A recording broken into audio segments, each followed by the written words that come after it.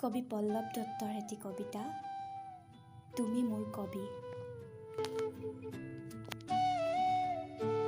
মোৰ সুখতো তুমি মোৰ কবি, মোৰ দুখতো তুমি মোৰ কবি।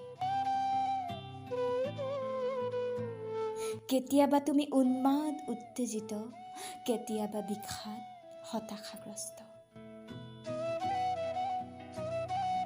মোৰ যেতিয়াই মন যায় মই তোমাৰ কবিতা পঢ়োঁ, আনকি অপ্ৰেম অসন্তুষ্টিৰ অপ্ৰিয়বোৰো।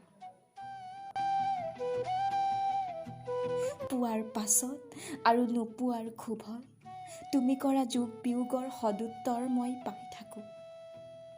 তুমি কি পালা হেৰুৱালা কি? তুমি যেতিয়া প্ৰেম হেৰুৱাই অথবা কুটি থাকোঁতে নিসংগতাই আটাইবোৰ কবিতা ফালি জ্বলাই দিয়া, মই তেতিয়া তোমাৰ কবিতা পঢ়োঁ।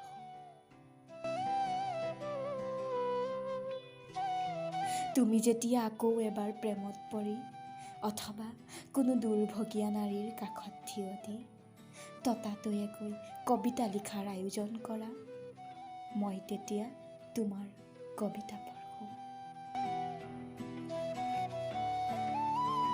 তোমাৰ ভিতৰত অনবৰতে এখন যুদ্ধ চলি থাকে, নিজৰ মাজতে আন এজন মানুহ কঢ়িয়াই ফুৰাৰ। বাহিৰত তুমি এজনী, ওঠত পিন্ধি থকা অনিচ্ছাটো সুখৰ হাঁহি।